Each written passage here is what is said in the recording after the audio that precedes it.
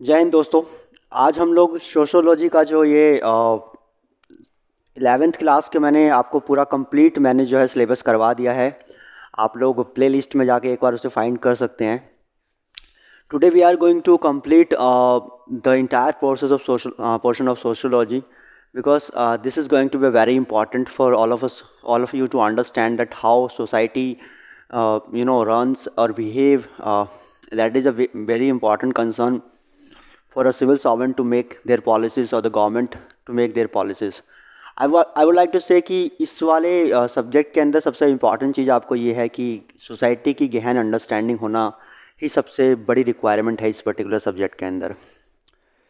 Society दो subject बहुत ही मतलब कि आउटर सब्जेक्ट्स माने जाते हैं, लेकिन सब्जेक्ट बहुत इंपॉर्टेंट है। कभी आपको फुर्सत मिले, अगर आपका ये ऑप्शनल ना हो या आपका डायरेक्टली आपके रिलेटेड ना हो अगर आपके सिलेबस में, तब भी आप एक बार इससे पढ़ने की कोशिश करना। That is sociology and philosophy.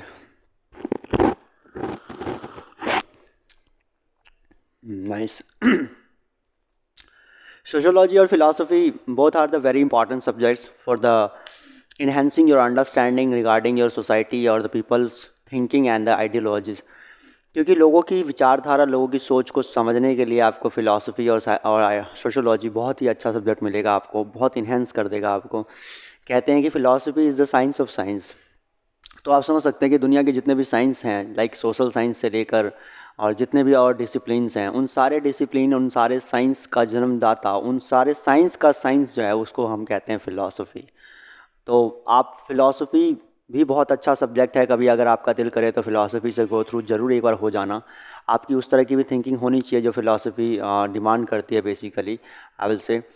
और साथ में मैं आपको बोलूँगा कि इसमें काफ़ी सारे वेस्टर्न फ़िलासफ़र से लेके इंडियन फ़िलासफ़र, वेस्टर्न में आपका थैलीज़ हो गया, एनेक्सिमेंडर हो गया आपका, और उसके बाद जो है आपका सीनोफोनेस हो गया आपका, ठीक है, सीनोफोनेस हो गया। उसके बाद आपका जो है you will find out lot of people like Parmenides हो गया, जीनो हो गया, हीरो हेराक्लिटस हो गया आपका। उसके बाद जो है एम्पीडोक्लस हो गया, ठीक है।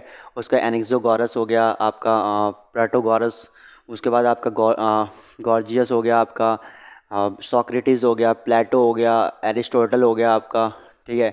एंड एरिस्टोटल के बाद अगर आप देखेंगे तो सेंट अगस्टाइन हो गया, सेंट थॉमस हो गया, सेंट एंसलम हो गया, सेंट एक्विनिस हो गया आपका, ठीक है। उसके बाद जो है थॉमस हॉब्स हो गए, फ्रांसिस बैकन हो गए आपके, ठीक है ना। These are the very important personalities of the Europe, I will say the western philosopher. These are Rene Descartes हो गए, Rene Descartes, Spinoza and Leibniz हो गया आपके। उसके बाद जो है जॉन लॉक, बर्कले, ठीक है। ये सारे बहुत इंपॉर्टेंट फ़िलासफ़र्स में गिने जाते हैं। जॉन लॉक हो गए आपके, उसके बाद डेविड ह्यूम आपके, इमैनुअल कांट हो गए, फ्रेडरिक हिगल हो गए, कार्ल मार्क्स हो गए, उसका फ्रेडरिक नीत्शे हो गए आपके, रूसो हो गए आपके, ठीक है ना। और क्या कहते हैं, किर्कगार्ड हो गए, मार्टिन हिडगर हो गए, जीन पॉल सार्त्रे हो गए आपके। उसके बाद मक्यावली, ये भी बहुत इंपॉर्टेंट फ़िलासफ़र हैं। तो ये सारे वेस्टर्न फ़िलासफ़र जो कि बेसिकली इन्होंने जो है नेचर के ऊपर काफ़ी ज़्यादा अपनी फ़िलासफ़ीज़ दी है। और यू नो दैट नेचर की स्टडी को लेकर जो है पूरा चस्का लगाने का काम अगर पूरे यूरोप में किसी ने किया है तो इन्हीं फ़िलासफ़र्स ने किया है, जिसकी वजह से बाद में बहुत सारे साइंटिफिक इन्वेंशन हुए। Scientific invention is what? That is a study of nature, that is a you know I can say very inductive kind of the study they had followed for the, I will say, for understanding the nature, and empirical studies they moved for that also. And a part of it, I will say, उसके बाद इन्होंने काफ़ी सारा लोगों को inspire किया कि जब भी कोई चीज़ को सोचो तो उसके पीछे का तर्क, मतलब रीजनिंग, जो रैशनल थिंकिंग। जैसे आई थिंक रेने डेकार्ट जो है रैशनल थिंकिंग के लिए जाने जाते हैं, और स्पिनोज़ा, लिबनिस, ये सारे जो है रैशनल थिंकिंग के लिए काफ़ी ज़्यादा जाने जाते हैं। वही अगर हम बात करें बाद में डेविड ह्यूम और आपके क्या कहते हैं बर्कले और John Locke, I think these are the people are known for the purpose of, I think, empirical studies. थोड़ा सा आप चेक कर लेना, क्रॉस चेक कर लेना, मैं थोड़ा सा होता है उल्टा हो जाऊँ, लेकिन I think this is the phenomena कि एम्पिरिकल स्टडीज़ हो, या यूँ कह लो कि अभी मैं बता रहा था रैशनल स्टडीज़ के बारे में। जो है रैशनल स्टडीज़, अभी रुक जाओ मैं इसको कंफर्म कर ही देता हूँ। आई हैव अ बुक, आप इस बुक को जरूर कैरी करना है, ठीक है ना। ये सिलेबस का बुक आपके पास हमेशा होना चाहिए, like you are preparing for UPSC, because this book is not only important for the purpose of syllabus I will say, but it is also important for, I will say, ये आपके syllabus के लिए नहीं सिर्फ बस, बल्कि मैं बोलूँगा कि ये आपके जो है अंडरस्टैंडिंग के लिए भी, कि आपको जो है सिस्टमेटिक वे में कैसे स्टडी करनी है। या तो रैशनलिज्म में आपके जो है रैशनल थिंकर फिलोसोफर्स में देखें तो डेकार्टे, स्पिनोज़ा और लिबनिज हो गए आपके, ठीक है। और एम्पिरिकल स्टडीज़ में अगर हम देखें तो लॉक, बार्कले और ह्यूम हो गए। और उसको जो चैलेंज किया जिन्होंने वो थे इमैनुअल कांट। कांट को चैलेंज नहीं किया, बट हाँ अप्रॉक्सीमेटली चैलेंज ही कह सकते हो, हिगल, फ्रेडरिक हिगल। उसके बाद आपको दिखेगा कार्ल मार्क्स आए, ठीक है। Marks is a very important personality here. बाद में एक एग्जिस्टेंशनलिज्म के ऊपर, मतलब कि जो है अस्तित्ववाद के ऊपर भी थियोरीज फिलॉसफी में काफ़ी आई, जिसमें किर्कगार्ड, सार्त्रे और एंड में हिडगर, ये भी मैंने इनके बारे में भी आपको बताया। These are very important personalities. उसके बाद जो इंडियन फिलॉसफी में आपको पढ़ना है उसमें सबसे पहले चारवाक हैं। यू अंडरस्टैंड, चारवाक जो हैं वो बिल्कुल मतलब वो बिल्कुल रियलिस्टिक पर्सन है, ठीक है ना, वो यथार्थवादी हैं। और वो कहते हैं कि मतलब जो है इंसान को जो है मतलब कि इसको इंसान को जो है अपने वर्तमान के जीवन के अनुसार जो है मतलब कि अपने आप को ले जाना चाहिए। मतलब उसको पूरा अपने जो शरीर को या अपने आप को जो है पूरी इंजॉयमेंट प्रोवाइड करनी चाहिए। That is the fundamental of the the life that has been given to us. तो चारवाक की जो आपका जो ट्रांसडेंडेंट थ्योरी है उसको काफ़ी ज़्यादा इन्होंने चैलेंज किया। उसके जैनिज़्म और बुद्धिज़्म के बारे में तो आप पढ़ते ही रहते हैं। जैनिज़्म ने किस तरीके से जो है आपका अपनी फ़िलासफ़ीज़ दी, चाहे वो अपरिग्रह की हो, असत्य की हो, अहिंसा की हो, ब्रह्मचर्य की हो, ठीक है। इस तरह की फ़िलासफ़ीज़ देने वाले जैन, जिन्होंने जो है काफ़ी मतलब कि एक जीव तक की हत्या को लेकर जो है इन्होंने जो है उसको गलत ठहराया। तो आप इनको भी पढ़ेंगे तो आपको पता चलेगा कि इंडिया की फ़िलासफ़ी क्या है। इंडियन फ़िलासफ़ी को समझने के लिए आपको चारवाक, जैन, बुद्ध, ये तीन तो पहले स्टार्टिंग में चाहिए ही चाहिए। उसके बाद आपको न्याय विशेषता में जाएंगे आप, फिर सांख्य हो गया, सांख्य के बाद आपका जो है योग हो गया, ठीक है। योग के बाद मीमांसा, मीमांसा के बाद स्कूल ऑफ वेदांता, ठीक है, वेदांता का स्कूल। और उसके बाद अरबिंदो, दैट इज़ इम्पॉर्टेंट। तो अरबिंदो ये सारे के सारे इंडियन फिलोसफी में इंपॉर्टेंट है। अगर उसके बाद हम देखें सोशियो पॉलिटिकल फिलोसफी, ये पेपर 1 था जो मैंने आपको बताया। ये सारे वेस्टर्न फिलोसफर्स, इंडियन फिलोसफर्स, इनका पूरा का पूरा सेट जो है वो आपका क्या है, that is I will say the Indian philosophy, sorry मतलब पेपर 1 ऑफ द फिलोसफी, जिसको कहते हैं history and problems of philosophy. दूसरा जो इसके पेपर है,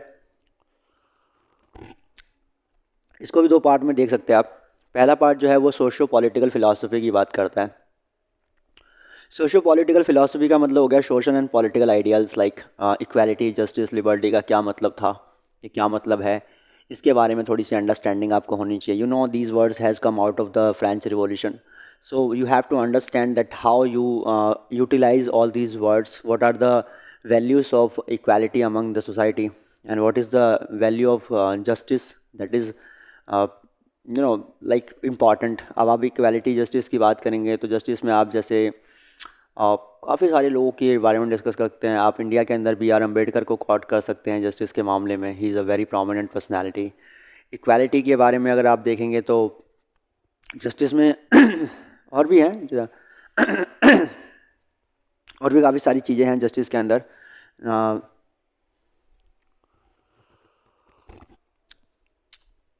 अभी मैं रिकॉल नहीं कर पा रहा वेस्टर्न फिलोसोफर कौन थे जिन्होंने जस्टिस के बारे में थ्योरी दी थी। जस्टिस के बारे में थ्योरी में एक तो America is always on the high, and secondly Europe में एक थोड़ा सा मॉन्टेस्क्यू का नाम आता है, जिन्होंने लेजिस्लेचर, एग्जीक्यूटिव और जुडिशरी को थोड़ा सा सेपरेट करने की बात की थी। और इसके अलावा जुडिशरी को लेकर या सॉरी जस्टिस को लेकर जो है, हालांकि सभी ने बोला है जस्टिस के ऊपर, जस्टिस एक ऐसा टर्म है जिसके बारे में पूरी दुनिया के रिवॉल्यूशंस में इसका अनाउंसमेंट काफ़ी ज़्यादा रहा। लिबर्टी के बारे में तो आपको पता है, नेल्सन मंडेला, जिन्होंने 28 वर्ष जो हैं वो साउथ अफ्रीका के जेल में काटे, और वहाँ पे उन्होंने एक बुक लिखी लॉन्ग वॉक टू फ्रीडम। तो आप उनके बारे में लिबर्टी में जब लिखे लिबर्टी के बारे में तो उन्हें कोट कर सकते हैं। उसके बाद जो है ऑंग सान सूकी, जो म्यांमार की एक लड़की थी, जिसने अभी हाल ही में जो प्रधानमंत्री भी थी आई थिंक वहाँ की, अभी 1 फ़रवरी 2020 में उनका दोबारा से जो है वहाँ पे मिलिट्री कू हो गया और उसके बाद उन्हें जेल में बंद कर रखा है। तो उन्होंने भी काफ़ी वर्ष जो है जेल में बिताए। उनके पति कैंसर से पीड़ित थे इंग्लैंड में, उन्हें जाने नहीं दिया गया क्योंकि उनको लगा कि अगर इनको जाने देंगे तो शायद दोबारा वापस लाना मुश्किल होगा इंग्लैंड से। तो उन्होंने वहाँ पे भी एक बुक लिखी थी, फ्रीडम फ्रॉम फियर, ठीक है, वो भी बहुत फेमस है।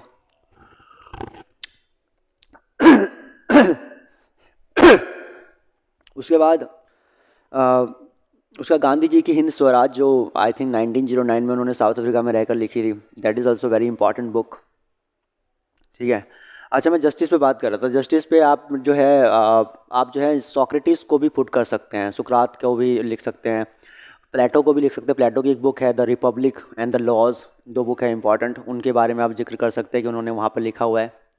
उसके बाद आपका जो है इमैनुअल कांट ने भी कहा हुआ है जस्टिस के बारे में कि that everybody should have no proper justice system. और इंडिया के अंदर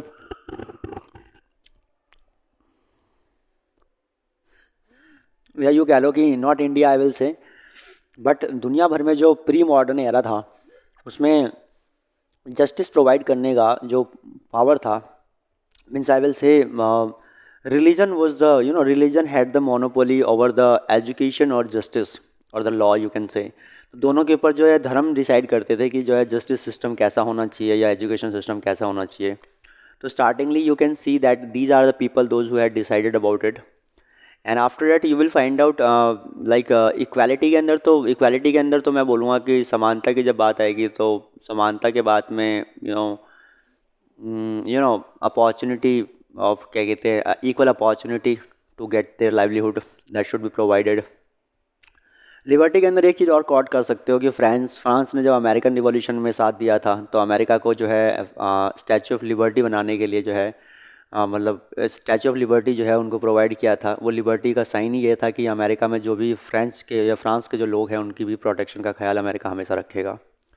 तो काफ़ी कुछ पॉइंट्स हैं इक्वालिटी जस्टिस लिबर्टी पे आप लिख सकते हैं। उसके बाद सोवरेनिटी यू अंडरस्टैंड कि कोई भी देश के ऊपर दूसरे देश का कोई डोमिनेशन ना हो, कोई इन्फ्लुएंस ना हो, ठीक है। Influence of a particular state on another state is known as domination और other you will say the colonialism.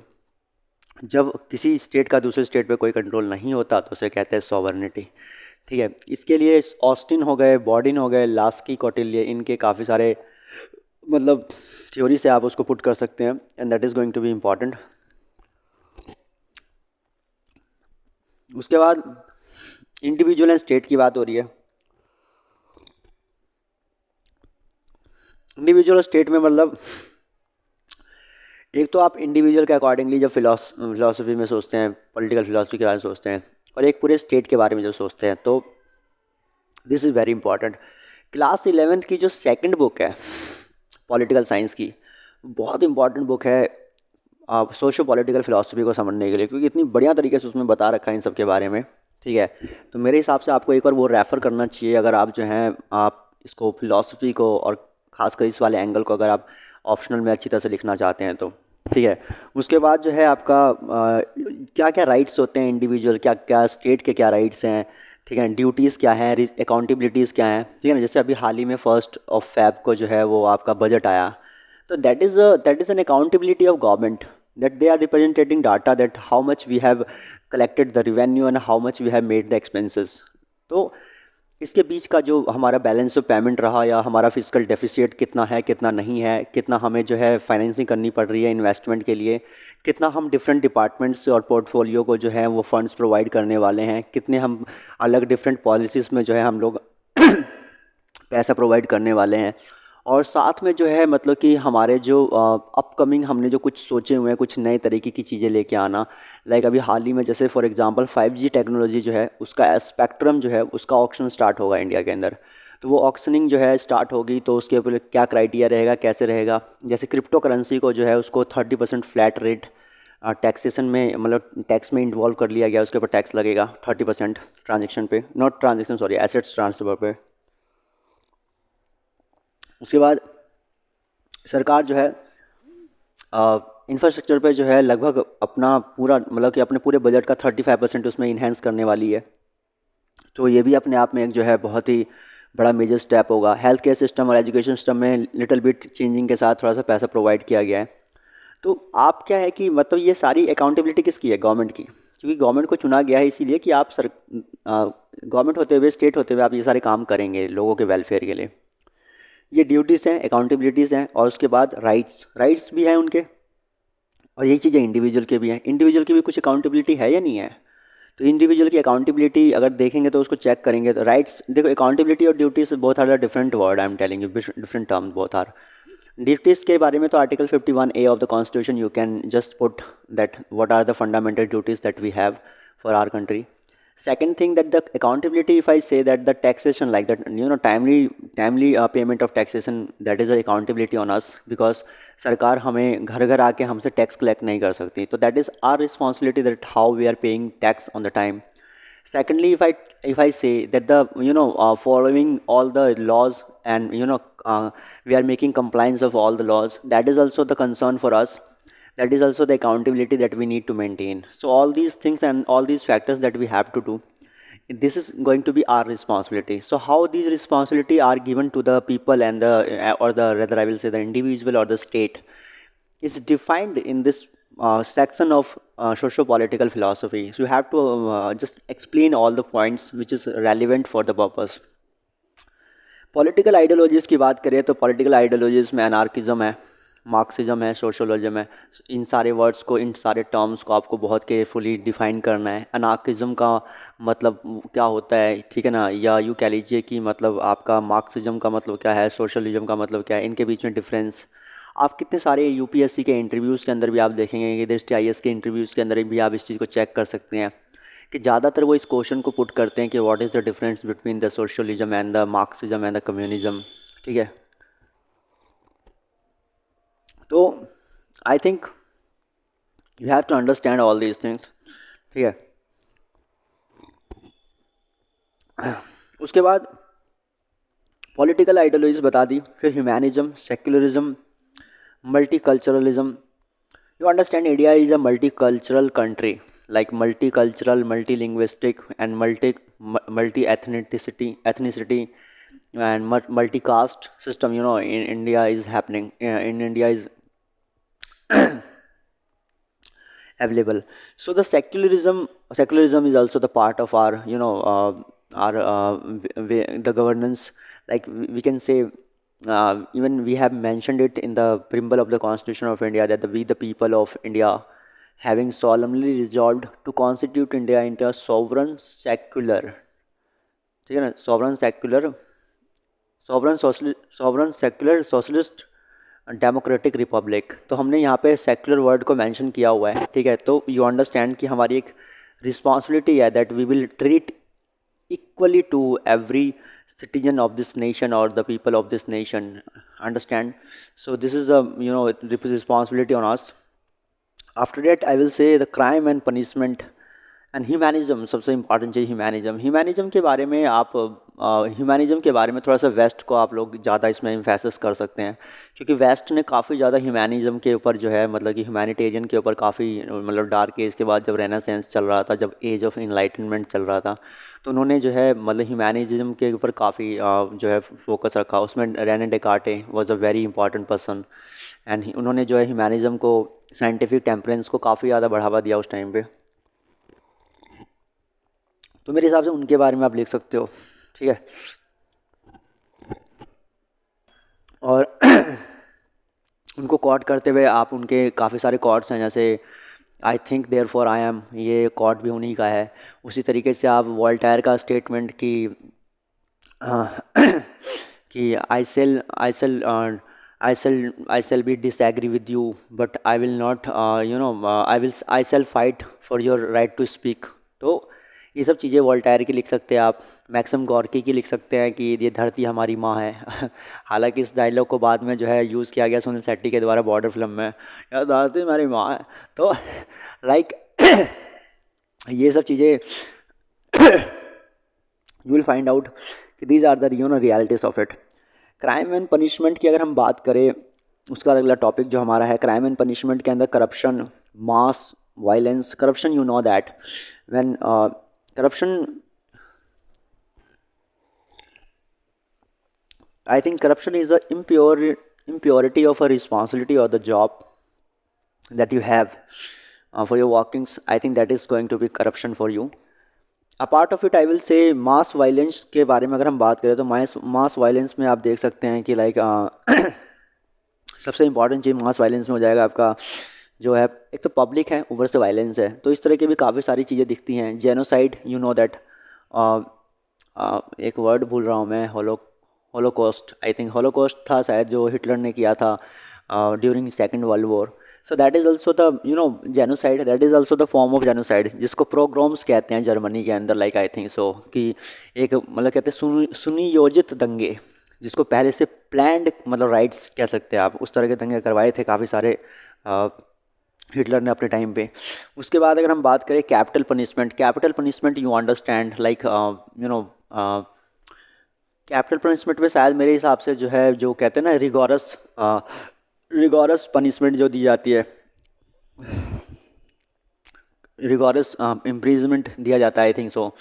उसका फांसी की सज़ा शायद मेरे हिसाब से इसमें ऐड ऑन होनी चाहिए, क्योंकि कैपिटल पनिशमेंट में ही आता है मेरे हिसाब से वो, बट खैर. तो ये सारी चीज़ें जो हैं आप सोशियो पॉलिटिकल फिलॉसफी के अंदर जो है इस वाले सेक्शन के लिए क्राइम और पनिशमेंट में आप डिफाइन कर सकते हैं. Then development of social progress.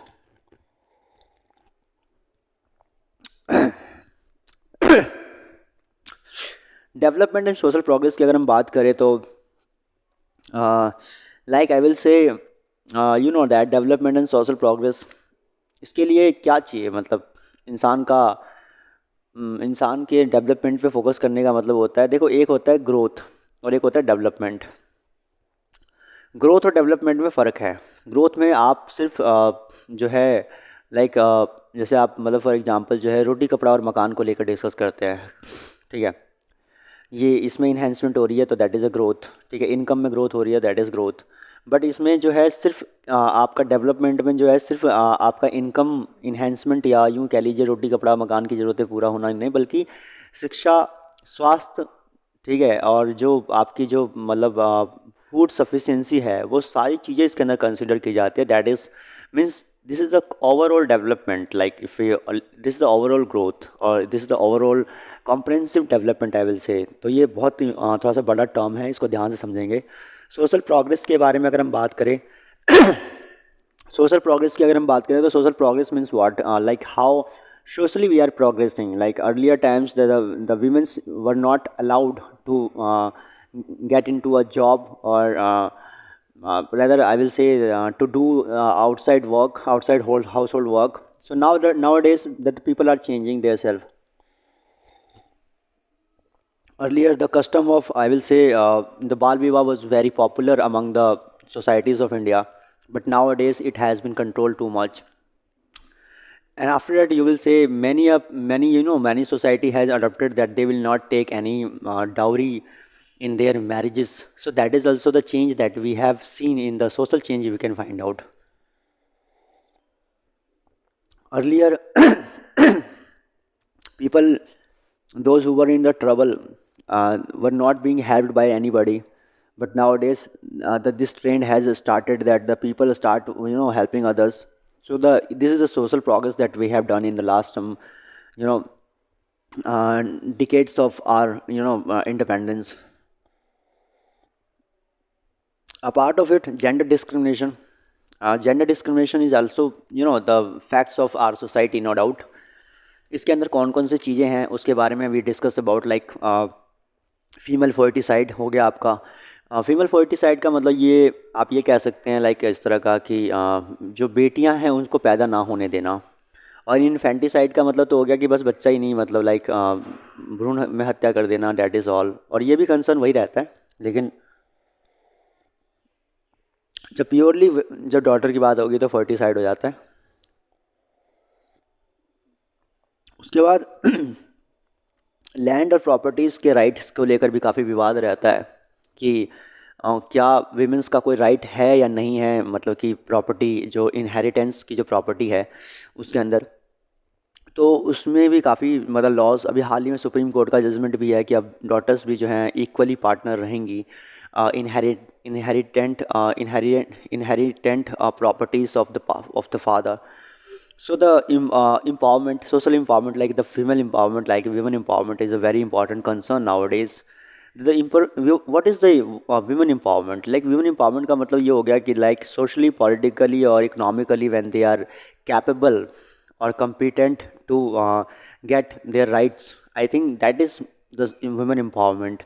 तो ये सारी चीज़ें जो हैं मतलब काफ़ी ज़ोर शोर से हमारे देश में चलती है, नो डाउट। और एंड में आप जाके सोशो पॉलिटिकल फिलोसफी में देखेंगे कास्ट डिस्क्रिमिनेशन। कास्ट डिस्क्रिमिनेशन में दो पर्सन को आप कभी नहीं भूल देंगे, एक है गांधी जी और एक है अम्बेडकर। गांधी जी के विचार क्या थे कास्ट को लेकर, और गांधी जी और अम्बेडकर के क्या विचार थे? You know that Gandhi ji ने भी काफ़ी कुछ मतलब जो है अछूतों के लिए उन्होंने भी काफ़ी आवाज़ उठाई है। जो अनटचेबिलिटी है उसके लिए सबसे पहले आवाज़ उठाने वाले में से गांधी जी भी थे। ऐसा नहीं है कि मतलब उन्होंने नहीं उठाया। हरिजन सभा की स्थापना भी उन्होंने की थी, जिससे कि जो है उनको एक रिस्पेक्ट के नज़र से देखा जाए, स्टार्ट किया जाए। और दूसरी तरफ अम्बेडकर थे, अम्बेडकर जिन्होंने रिजर्वेशन के थ्रू जो है पहली बात तो सपोर्ट प्रोवाइड किया, साथ में काफ़ी सारे जो है all India backward class association के माध्यम से उन्होंने जो है काफ़ी ज़्यादा आवाज़ उठाई। और कई कई सारे प्रोटेस्ट उनके उनके नाम पे है, जो उन्होंने जो है कास्ट डिस्क्रिमिनेशन को ख़त्म करने के लिए किया, क्योंकि उनके साथ भी बहुत हुआ था, नो डाउट। तो ये सारी चीज़ें जो हैं मतलब कि आप देखेंगे कि गांधी जी और इनके बीच में थोड़ा सा एक वैचारिक मतभेद है इस चीज़ को लेकर, ठीक है। और वो क्या वैचारिक मतभेद हैं उसको एक बार देखना है, ज़रा क्या कहते हैं समझना है, ठीक है। देखिए गांधी जी का जो फोकस है वो बेसिकली चार जो मतलब कि वर्ण से निकले हुए कास्ट हैं उनके ऊपर ज़्यादा छेड़छाड़ का नहीं है। जो ब्राह्मण, क्षत्रिय, वैश्य, शूद्र, जो इसमें से निकले हुए जो कास्ट हैं उन पे ज़्यादा इनका तवज्जो नहीं है। उनका तवज्जो है गांधी जी का जो पांचवा है ना, जो आपका वर्ण व्यवस्था में, या यूँ कह लो जो पांचवी कैटेगरी है दैट इज़ अनटचेबल, उस पांचवी कैटेगरी के जो है मतलब कि ट्रांसफॉर्मेशन के लिए या उनके राइट्स के लिए गांधी जी ज़्यादा आवाज़ उठाते हैं। और कास्ट डिस्क्रिमिनेशन को गांधी जी कहते हैं, शायद उनका थोड़ा सा फंक्शनल व्यू है कि ये फंक्शनरीज हैं सारे के सारे, everybody has their own functions in the society and according to that they are working and they are doing their work. So he is not very tilted. और लाइक गांधी जी थोड़ा सा जो है प्रो मतलब हिंदुइज़्म भी है, ये बात भी ध्यान रखेंगे आप। हालांकि उन्होंने बिल्कुल ही मतलब नेगलेक्ट नहीं किया बाकियों को, लेकिन अपने धर्म को उन्होंने काफ़ी सम्मान दिया। उनकी विचारधारा बिल्कुल इसी तरीके की है कि मतलब अपने माँ को काल कोठरी में बंद करके मैं दूसरों की सेवा करने नहीं जाऊँगा। मैं अपनी माँ को भी सम्मान दूंगा और अब सामने वाले की माँ को भी मैं सम्मान दूंगा। तो इक्वल रिस्पेक्ट पे करने की बात गांधी जी अपने फिलॉसफी में रखते हैं। अंबेडकर पूरी तरीके से जो है इस व्यवस्था को उखाड़ फेंकने के लिए बिल्कुल रिवॉल्यूशनरी तरीके से अपनी आवाज़ उठाते हैं कि ये कास्ट सिस्टम जो है ये हमें मतलब जो है आगे नहीं बढ़ने देगा, इसको रोकने के लिए जो कुछ भी है that is all.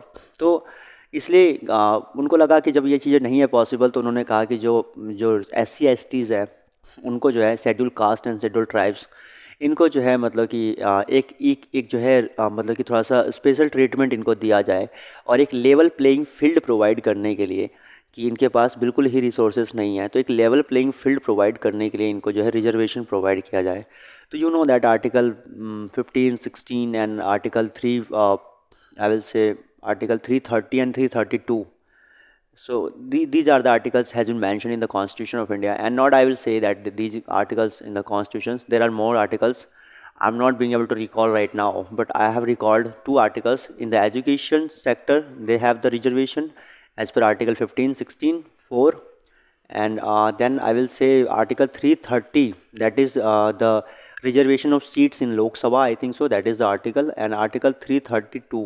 That is, I think, the reservation of seats in legislative assemblies of the state.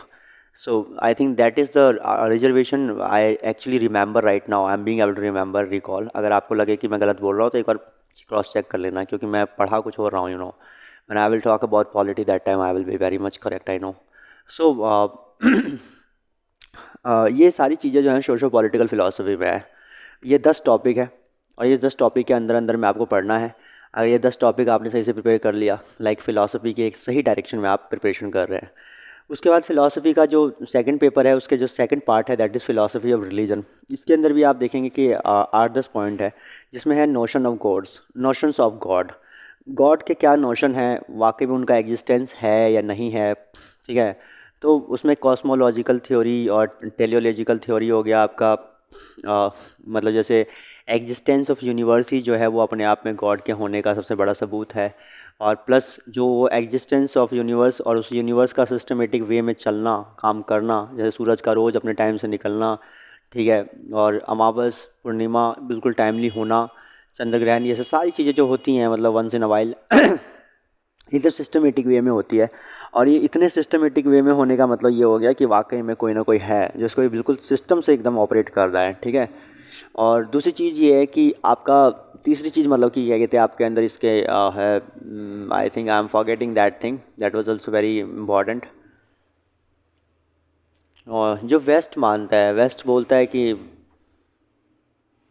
तीसरा तो आई थिंक लॉजिक, टेलोलॉजिकल, और चलो दो तो मेरे को याद होगा कि एक यूनिवर्स का एग्जिस्टेंस अपने आप में एक एविडेंस है, और दूसरा उसका सिस्टमेटिक वे में काम करना भी अपने आप में एक एविडेंस है। जो नोशन ऑफ गॉड जो है या नहीं है, इसके सवाल के अंदर ये बताता है कि गॉड है, इसके ऊपर तो सवाल होना ही नहीं चाहिए। आखिर ये यूनिवर्स चला कौन रहा है, और अगर ये यूनिवर्स चल रहा है किसी के मतलब सिस्टमेटिक तरीके से, जैसे ये लाइट्स प्रॉपर तरीके से ऑन हो जाती है फिर ऑफ हो जाती है, कैमरा प्रॉपर तरीके से ऑन हो जाता है ऑफ हो जाता है, तो क्या ये ऐसे ही हो जाता है? क्या ये मिरेकल है? नो, ये वाकई कोई है जो कर रहा है, कोई जो है इनविजिबल पावर है, कोई हैंड है जो शायद इन सारी चीज़ों को रन कर रहा है। वो कौन है, that is a question that is before us, no doubt, but कोई ना कोई तो है। ये बात कहता है कौन? ये बात कहता है वेस्ट। वही बात हम करें इंडियन फिलॉसफी के अंदर, तो इंडियन फिलॉसफी में भी जो है, जो काफ़ी सारे मतलब कि फिलोसफर्स रहे। चारवाक ने तो डिनाई किया, गौतम बुद्ध पुनर्जन्म में भरोसा रखते हैं। बाकी उसके बाद हम्म, हम्म, उसके बाद जो है आपका जैन हो गए। जैन की थ्योरीज भी मतलब जो है वो थोड़ी सी डायलेक्ट इसमें अलग है। और बाकी जो है आदि शंकराचार्य जो हैं वो तो इस ब्रह्म को ही जो है मतलब ईश्वर मानते हैं। तो I think that is also the concern, and काफ़ी सारे फिलोसफर्स ने अपनी अपनी बातें कही हैं। मैं डिटेल में जाऊंगा उसके बारे में तब मेरे को शायद याद हो पाएगा। मैं चाहता हूँ कि हवा में बातें ना हो, फैक्ट्स के साथ बातें हो। एक सिविल सर्वेंट को पढ़ा रहा हूँ तो सिविल सर्वेंट की तरह ही बातें हो। सिविल सर्वेंट बिना फैक्ट्स के और बिना एविडेंस के बात नहीं करता, ठीक है। आपके पास ये होना जरूरी, आप इस पर्सनैलिटी को डेवलप करें। आप मतलब बेतुकी बातें ना करें, आप बिना फैक्ट्स के बातें ना करें। आप जब भी बात करें तो मतलब आपके पास जो है ना फैक्ट्स होने चाहिए, क्योंकि फैक्ट्स के आगे अच्छा अच्छा बंदा झुकता है, ठीक है। और अगर दुनिया को झुकाना है अपने सामने तो आपके पास फैक्ट्स होने बहुत ज़रूरी हैं।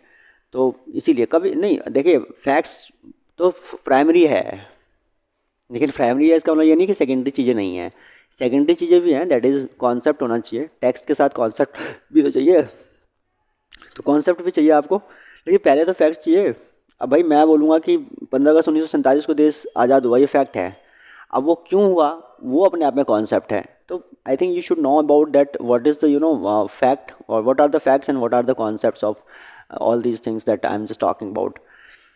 उसके बाद इसका क्या रिलेशन है दुनिया के साथ, इंसान के साथ, ये भी बता रखा है फिलॉसफी के अंदर। Then I will go for the proof of the existence of God and critique. तो ये जो प्रूफ की बात थी ये भी आपका जो है सेकंड पॉइंट में बता रखा है। क्या क्या प्रॉब्लम्स ऑफ फॉर एविल है, क्या प्रॉब्लम्स हैं एविल्स के लिए, इसके बारे में क्या कहते हैं काफ़ी ज़्यादा डिस्कस है इसके अंदर। सोल इमोरलिटी, रिबर्थ, लिबरेशन, ये जो इंडिया लिबरेशन की बहुत बातें करता है। लिबरेशन की बातें इंडिया नहीं बल्कि पूरी दुनिया करती है, ठीक है। लाइक इंडिया के अंदर अगर आप देखेंगे तो गौतम बुद्ध जिस लिबरेशन की बात करते हैं उसे निर्वाणा कहते हैं। जैन जिसकी बात करते हैं उसे केवल्य कहते हैं। अ, इस्लाम जिसकी बात करता है उसे जिहाद कहते हैं। और जो जो आपका क्रिश्चियनिटी है या यूँ कह लीजिए हिब्रू है, लाइक जूस, ये दोनों के दोनों जो बात करते हैं ये लोग साल्वेशन की बात करते हैं। तो कुल मिला के तो साल्वेशन पाथ की बात करते हैं। तो कहीं ना कहीं ये सारे के सारे जो हैं मतलब इसकी बात तो करते ही करते हैं। सोल है या नहीं है ये सवाल अपने आप में बड़ा सवाल है, नो डाउट, ठीक है। कई बार सोल है कई बार नहीं है, इस तरह की चीज़ें हैं। इसके लिए जर्मनी के फिलोसफर हिगल बहुत ही मतलब प्रख्यात थे इन मामलों में। और सॉरी प्रख्यात कह रहा हूँ, विख्यात है sorry, is a man of a very big understanding, no doubt. तो हिगल जो है वो बेसिकली क्या है कि मतलब रिलीजियस थ्योरी के मामले में Hegel is on the top. और इंडिया के अंदर तो सारे के सारे मतलब सारे भगवान ही हैं हमारे यहाँ। तो यू कैन अंडरस्टैंड कि यहाँ के लोगों ने भी काफ़ी अच्छी थ्योरीज दी होंगी। आपको दोनों मिक्स करके जो है एग्ज़ाम में लिखना है। उसके बाद रिलीजियस एक्सपीरियंस के अंदर रिलीजियस एक्सपीरियंस क्या कहते हैं, नेचर का, ऑब्जेक्ट का क्या है, कैसा है, उसमें इंडियन वेस्टर्न फिलोसफी क्या है वो देखना। रीजन, रिविलिएशन एंड फेथ की बात, ठीक है। रिलीजन विदाउट गॉड, क्या भगवान के बिना भी धर्म है? क्या रिलीजन एंड मोरालिटी, क्या रिलीजन के साथ मोरालिटी भी है? ठीक है। और आ, क्या है ये फैक्टर्स, ठीक है ना, that is very important concern, ठीक है। रिलीजियस प्लूरलिज्म, ठीक है, and problems of absolute truth, या जो रिलीजियस प्लूरलिज्म है ये क्या भला है, ठीक है। और प्रॉब्लम ऑफ एब्सोल्यूट ट्रूथ जो है वो बहुत बड़ा क्वेश्चन है आज भी लोगों के सामने।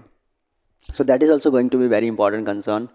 Nature of religious language, analogical and symbolic, cognitivist and non cognitive kind of the nature of religious language, ये भी बहुत इंपॉर्टेंट कंसर्न है that you will have to understand.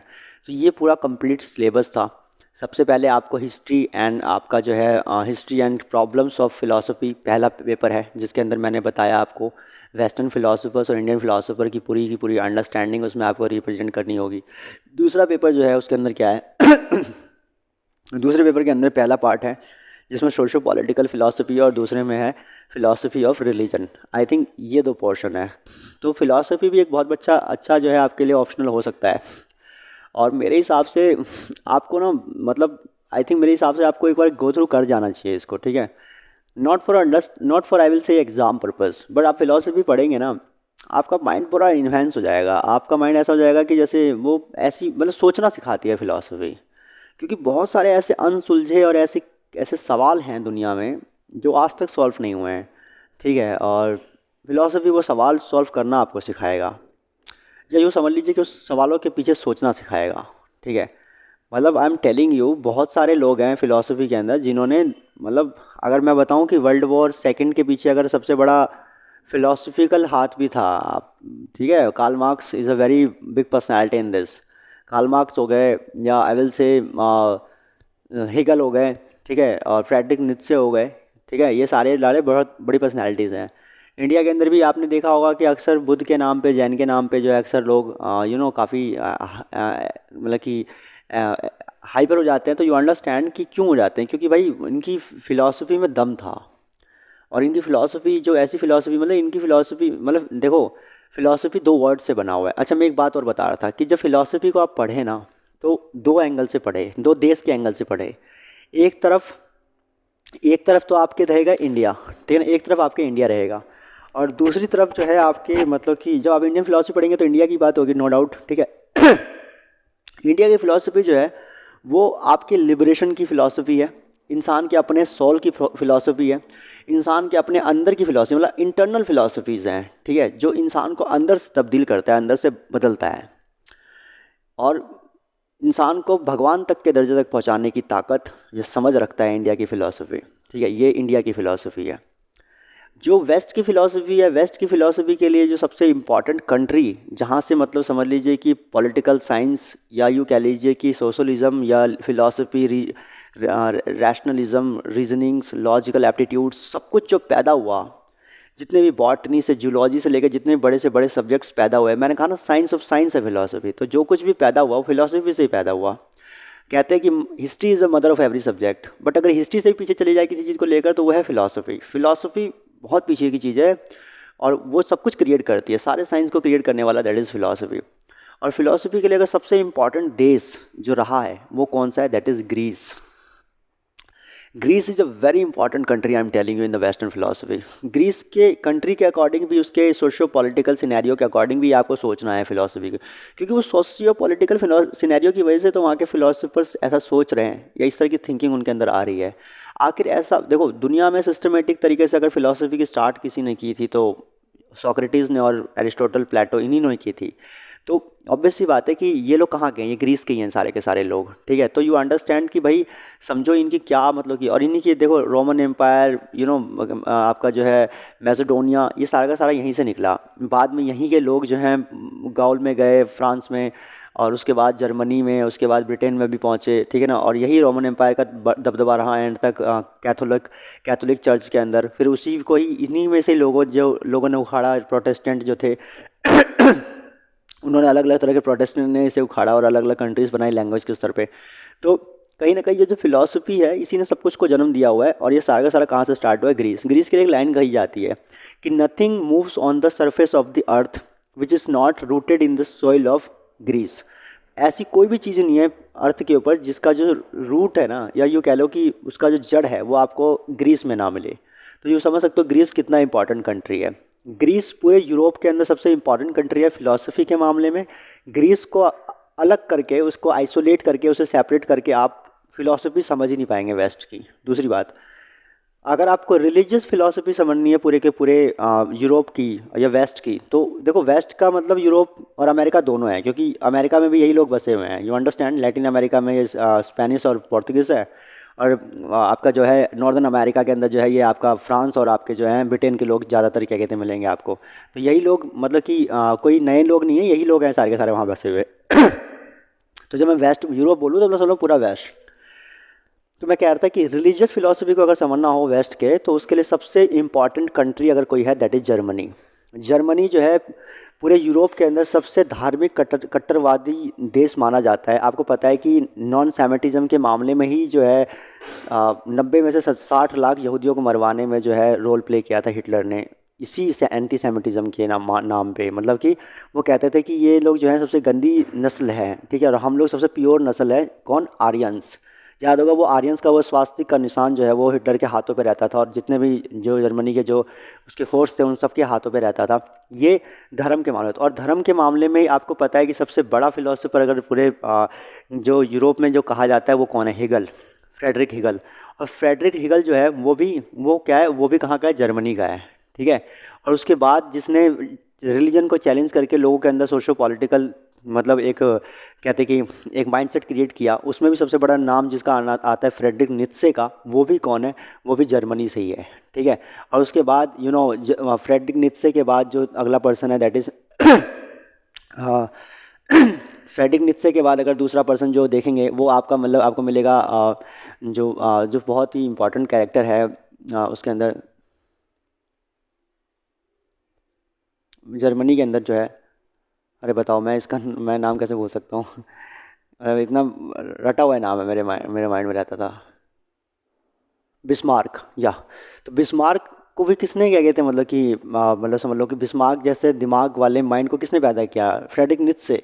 और बिस्मार्क का ही क्या कहते हैं आपको पता है एक्सटेंशन है कैजर विल्हेम, जिसने वर्ल्ड वॉर फर्स्ट में पार्टिसिपेट किया, और उसी का एक्सटेंशन आपको मिलेगा दैट इज़ हिटलर। तो समझ रहे हो कि फ़िलॉसफी का रिलेशन कहाँ से कहाँ पहुँचता है। फ़िलॉसफी ऐसा नहीं है बाबू कि सिर्फ वो भगवान, पृथ्वी, इन सब चीज़ों के बारे में। अच्छा एक चीज़ और, यूरोप की फ़िलॉसफी जो बेस्ड है वो पूरी पूरी नेचर पे है। सबसे पहले फ्रांसिस बैकन, जो जब रेनेसेंस बहुत अच्छी तरीके से चल पड़ा था, तो फ्रांसिस बैकन ने समझाया, वो ब्रिटेन के थे, उन्होंने कहा कि भाई देखो, भगवान को अगर आप समझने जाओगे लॉजिक और रीजनिंग से तो कभी नहीं समझ पाओगे, ठीक है। तो इससे बेटर होगा कि आप इन सब चीज़ों पे बात ना ही करें। इससे बेटर है कि आप फोकस करें कि किस तरीके से आप नेचर की स्टडी करें कि आखिर ये जो नेचर में चीज़ें हो रही हैं इसका क्या रीज़न है, कैसे होता है, क्या होता है। और आप देखिए Francis bacon was a very enlightened personality of Europe, I am telling you. He was a very he was a man of a very big understanding of the, I will से, ब्रिटेन। इन्होंने इस बात को कहा और लोगों ने माना, ठीक है। और मतलब समझ लो कि जो कैथोलिक जितने भी चर्च थे उनके निकलने के बाद सेंट अगस्टाइन, सेंट आपके जो हैं थॉमस हो गए, क्या कहते हैं, और उसका क्या कहते हैं थॉमस के बाद और थे एक्वनिस और एंसलम जो थे, ये सारे के सारे जो बड़े बड़े सेंट थे। हालांकि ये भी बहुत इंपॉर्टेंट है, इन्होंने भी फिलॉसफी में काफ़ी कुछ कहा है, लेकिन इन्होंने फिर भी रिलीजन को ही टॉप पे रखा, क्योंकि भाई इन्हें अपना काम भी तो चलाना था यूरोप में। लेकिन अगर उसको किसी ने चैलेंज किया और बहुत प्यार से चैलेंज करके निकल गए, मतलब क्रिटिसाइज भी नहीं किया उनको सामने को, और अपनी बात भी कह के निकल गए, वो थे फ्रांसिस बैकन। फ्रांसिस बैकन ने कहा कि मत लड़ो उनसे, रिलीजन वालों से मत लड़ो। आप लॉजिक से और रीजनिंग से समझ ही नहीं सकते यार क्या कहते भगवान को, ठीक है। आप ये सोचेंगे कि अगर आप ये सोचकर अगर अंडरस्टैंड कर लेंगे फिलॉसफी को कि भाई गणेश जी के जो सर पे जो है वो हाथी का सूंड क्यों है, ये कोई लॉजिक है? अगर आप सोचेंगे कि आदि शंकराचार्य ने जो है उनकी मंडन मिश्र की जब धर्मपत्नी जब उदय उभय भारती ने जब सवाल पूछा कि आप कामसूत्रा के बारे में या मतलब आप जो है संभोग के बारे में जो है इसके विषय में कुछ बात बताइए, और वो नहीं बता पाए, तो वो गए और एक राजा के अंदर अपने शरीर को ट्रांसफ़र कर लिया।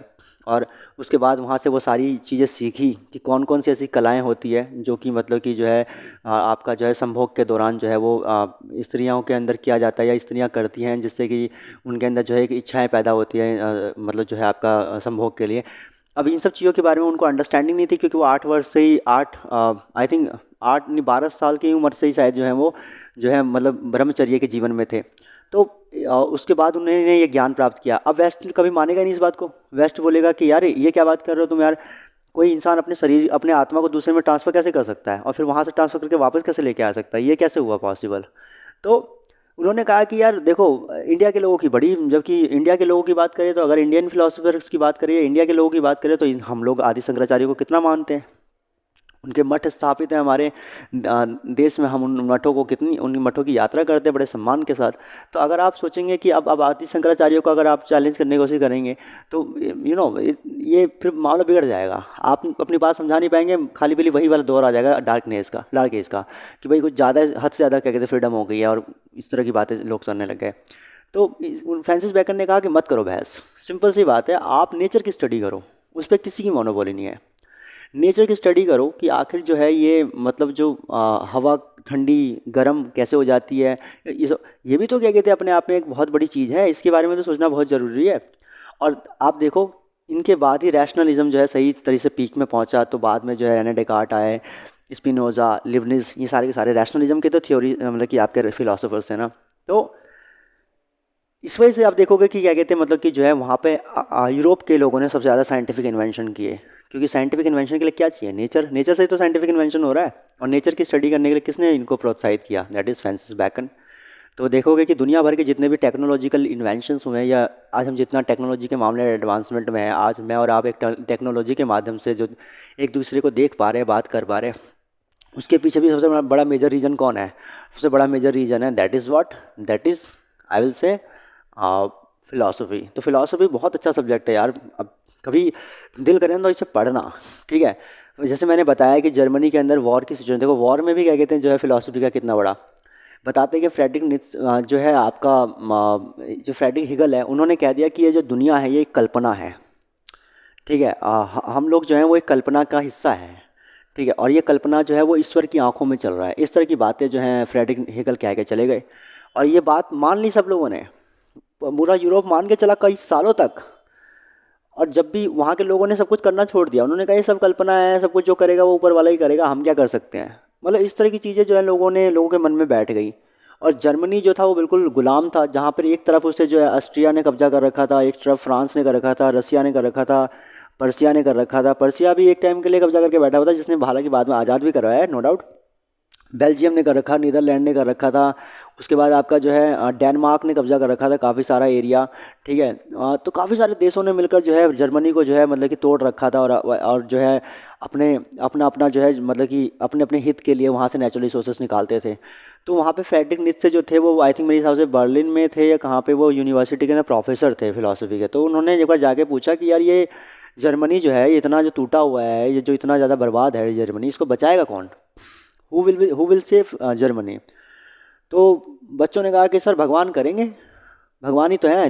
हीगल कह के गए हैं कि भाई जो करेंगे भगवान है, भगवान ही के मतलब आंखों में हम कल्पना है, तो आई थिंक भगवान ही सब कुछ करेंगे। तो वो समझ गए कि ये सोए हुए लोग हैं, ये क्या जर्मनी को आज़ाद कराएंगे, ठीक है। सब कुछ इन्हें भगवान पे छोड़ के बैठे हुए हैं, आ, आ, खुद से कुछ एफर्ट नहीं मारना चाहते। तो एक बार क्या हुआ कि ये कॉलेज दोबारा मतलब जब अगले दिन आए कॉलेज के लिए, तो एक हाथ में जो है भगवान का एक पुतला लेके आए, और बताते हैं कॉलेज के कैंपस में वो वहाँ पर कैंपस में उसे रखा बीच में, और स्टूडेंट ने देखा कि यार लाठी लेकर आए हुए हैं और पुतला लेके आए हुए हैं भगवान का, वो भी दिखा रहे हैं, उसमें गॉड लिखा हुआ है ये वो। बच्चों ने कहा ये क्या चीज़ है। वो बच्चे उनके पास जाने लगे, जो कुछ भी है उन्होंने क्या किया, उन्होंने कहा कि आप सब ने कहा था कि जो कुछ भी करेंगे भगवान करेंगे, आपके भगवान आज मेरे सामने हैं। और उन्होंने लाठी उठाकर भगवान को मारना शुरू कर दिया, ठीक है। और उसके बाद उसमें आग लगा के जला दिया, और बोला कि अब जो है आपके भगवान जो है वो मर चुके हैं, अब बताओ कि जर्मनी को कौन बचाएगा। बच्चों को बात समझ में आ गई कि वो कहना यही चाह रहे हैं कि यार भगवान नहीं, आप लोग खुद, आपका एफर्ट इस देश को जो है बचाएगा। तो लोगों को ये बात समझ में आ गई, और जैसे इन्होंने फिर दोबारा पूछा कि जर्मनी को कौन बचाएगा, तो उसमें से एक आवाज़ निकल के आती है, ठीक है, वो कहता है कि मैं बचाऊंगा जर्मनी को। और जो आवाज़ निकल के आती है कि मैं बचाऊंगा जर्मनी को, यही थे बिस्मार्क। और बाद में बिस्मार्क ने, आपको पता है कि फिर क्या किया। तो आई थिंक मेरे हिसाब से जो है आ, जो आई थिंक ये जो बिस्मार्क और बिस्मार्क की पॉलिसीज़, क्या क्या पॉलिसीज़ रही, जो बाद में जो है केजर विल्हम को जो है फेस करनी पड़ी, और हिटलर ने, उसकी वजह से वर्ल्ड वॉर फर्स्ट हुआ और उसका बदला हिटलर ने लिया वर्ल्ड वॉर सेकंड में। तो कहीं ना कहीं इसका भी रूट आपको फिलॉसफी में मिलेगा। तो फिलॉसफी बहुत इंपॉर्टेंट कैरेक्टर है भैया। दुनिया भर के आप जितने भी अभी लॉजिकल रीजनिंग का जो सब्जेक्ट आप पढ़ते हैं, किसने दिया ये भी दिया आपको एरिस्टोटल ने। समझ रहे हैं? जो आइडियलिज्म का कॉन्सेप्ट है कि भाई मेरे ये आइडियल है, मैं इनकी तरह बनना चाहता हूँ, ये किसने दिया? ये भी दिया आपको किसने? ये भी दिया आपको, क्या कहते हैं, सोक्रेटिस और आपके प्लेटो ने। जो लॉ, आज की डेट में जो लॉ बनते हैं, जो कानून बनते हैं, जो लॉज बनते हैं, रूल्स बनते हैं, जो नॉर्म्स बनते हैं, स्टैंडर्ड्स बनते हैं, इसके बारे में सबसे पहले स्टार्टिंग किसने की? आपका प्लेटो ने। इनकी बुक है द रिपब्लिक और द लॉज। उसके बाद अगर मैं बोलूँ बॉटनी, जूलॉजी, ठीक है ना, आपका जो है एस्ट्रोनॉमी, इस तरह के सब्जेक्ट्स को एस्ट्रोनॉमी में मतलब मैं बोलूँगा कि इनिशियल थोड़ा सा दिया था, but not completely I will से। इस तरह की सब्जेक्ट्स, ठीक है ना, पॉलिटिकल साइंस जो आप हम पढ़ते हैं, पॉलिटिकल साइंस, ठीक है, और कई सारे और भी डिफरेंट सब्जेक्ट्स में जो है थ्योरीज देने वाले कौन? दैट इज़ प्लेटो। और क्या, सॉरी, एरिस्टोटल। कहते हैं कि क्या कहते हैं आपका जो है जो history of philosophy is nothing, that is the history of philosophy is nothing but the footprints of Plato. तो ऐसा कहते हैं कि फुटप्रिंट है प्लेटो का, ये कुछ नहीं है। तो ये सारी चीज़ें किसने भी दी? ये सारी चीज़ें दी इन्हीं फिलोसफर्स ने।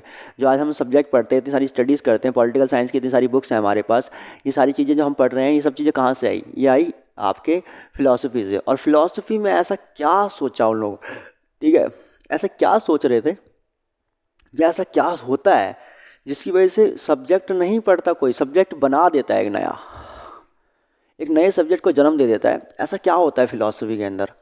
तो अगर आपको इसको समझना है, तो मेरे हिसाब से आपको एक बार फिलॉसफी को गो थ्रू करना चाहिए, ठीक है। आपको मज़ा आ जाएगा फिलॉसफी पढ़ने में। आपको लगेगा कि यार मतलब ये जो सब्जेक्ट है, मतलब आई एम टेलिंग यू कि मतलब ये जो सब्जेक्ट, इसमें इतनी ताकत है कि आपको इन्वेंटर बना सकता है। समझ रहे हो? साइंटिफिक इन्वेंशन दुनिया में जितने भी हुए वो इनकी वजह से हुए, मैं बता तो रहा हूँ। चाहे आपके जो हैं कॉपरनिकस ने जो सोचना स्टार्ट किया कि भैया ये पृथ्वी सेंटर है या सूरज, ये किसकी वजह से? फिलॉसफी, ठीक है। उसके बाद कैपलर आए, उसके बाद गैलीलियो गैलीली आए, उसके बाद आपके जो हैं इसाक न्यूटन आए, उसके बाद आपके लियोनार्डो दा विंची आए, ठीक है, टेस्ला आए, उसके बाद क्या कहते हैं आपके जो है ये थॉमस एल्वा एडिसन्स हो गए, एल्बर्ट आइंस्टाइन्स हो गए। ये सारे के सारे इसी सब्जेक्ट से तो निकले हुए हैं। समझ रहे हो? Study of nature is what? Physics. और किसने बताया था? फ्रांसिस बैकन ने। तो फिजिक्स का सब्जेक्ट भी इस तरह से इंट्रोड्यूस हुआ। समझ रहे? केमिस्ट्री, यू नो दैट, ये इजिप्ट से आया कि भाई पहले के टाइम के जो मतलब कि मम्मीज होते थे, उसको कैसे रखा जाता था लंबे लंबे पीरियड के लिए, ठीक है, वो केमिस्ट्री का सब्जेक्ट वहाँ से निकल के आया। And you know the biology, biology is already available in the society, like इसके बारे में भी थ्योरी देने वाले जो स्टार्टिंग के टाइम पे थे वो एरिस्टोटल थे। तो ये साइंस जो है वो भी मॉडर्न साइंस से लेकर मतलब जो जितनी भी चीज़ें हैं वो सारी की सारी यहीं से निकल के आई है। तभी तो मैं कह रहा हूँ साइंस ऑफ साइंस है फिलोसफी। तो फिलॉसफी को समझने का मतलब कि हर चीज़ के रूट को, कॉज को समझना कि आखिर ये चीज़ जो आई, ये सब्जेक्ट जो आया हुआ है, इसका क्या रीज़न है, क्यों आया, और क्या पर्पस था इसे लाने का। ये था आपका फिलॉसफी, ठीक है। अब हम बात करेंगे सोशोलॉजी के बारे में। अगली क्लास में हम सोशोलॉजी के बारे में बात करने वाले हैं।